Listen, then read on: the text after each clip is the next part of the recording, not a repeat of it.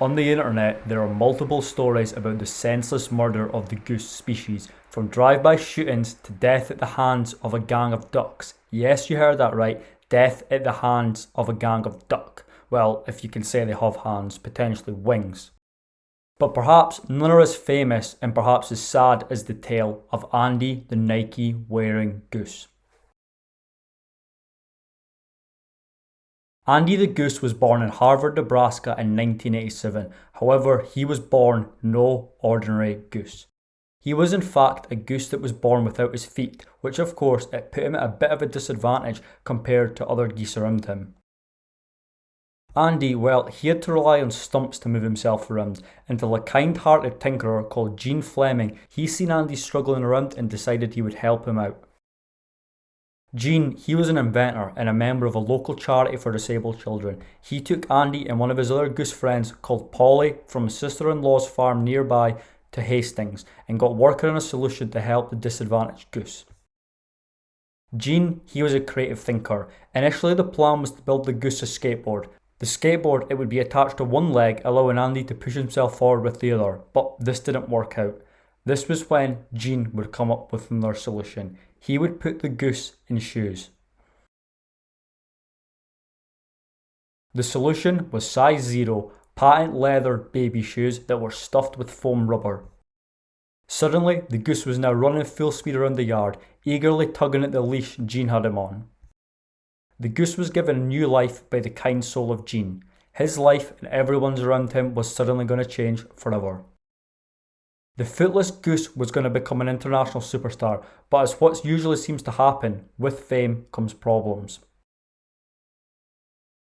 One of Gene's friends, Gary Johansson, worked at the Hastings Tribute, which was a local newspaper, and he seen the potential in the goose. He decided he would write up a few lines on the goose and his amazing story, and it went viral. Not quite internet viral, but viral, which in the 1980s was a super big deal, probably bigger than what it is to go viral now. You couldn't just get picked up randomly by the algorithm like you do now.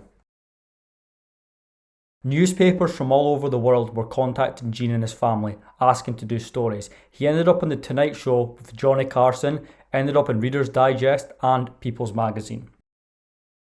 And after Nike, well, they saw Andy preferred to wear their shoes over others, so they decided they would send him a bunch to wear, making Andy undoubtedly the first and potentially the last ever goose to be sponsored by Nike. Pretty impressive, huh? As far as I could see, no other geese or birds have had that level of clout behind them to pull a sponsorship deal from Nike. Gene kitted out his car to have Andy riding shotgun alongside him, and they toured around going to various meet and greets, especially they liked speaking at disability awareness events. Gene made Andy a fan club and tourists flocked from all over to see the famous Nike wearing goose. Andy, he was sweet, approachable, and he let children pet him. Whenever Gene would pick him up, Andy would snuggle into his arm. Until suddenly, Gene and his wife Nadine got a phone call one night. A couple of Hastings residents had been out metal detecting in a local park. They found a dead goose that was wearing sneakers. There was only one goose who wore sneakers in this town. Andy was found by a couple of local Hastings folk who were out metal detecting on the 19th of October 1991.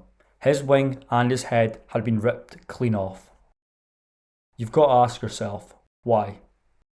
Why would someone kill a beloved disabled creature who brought so much joy into people's lives? He was a symbol and icon of the local community and a beacon of hope to people with disabilities. And now he was dead, brutally murdered, for what?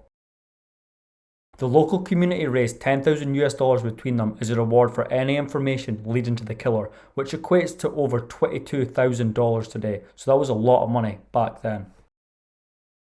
However, no killer would be identified, and the case still remains unsolved, although technically it isn't. Strange, I know. Let me explain. The former Chamber of Commerce president, Don Reynolds, said that the police had identified the killer, but they could not reveal identity to the public. So now there's two questions. Why kill an innocent goose, and why conceal the killer's identity? Andy's killer was, a quote, somebody that was not responsible, meaning they were themselves disabled potentially, or perhaps a child. Gene would end up burying Andy in his backyard, where the pair had their first walk together. Shortly after Andy's death, Gene would develop signs of Alzheimer's. Gene's granddaughter Jessica believed that Andy helped keep him there with him a lot longer. It gave him purpose. Gene passed away in 2000 without getting any closure on what happened to his beloved goose, Andy.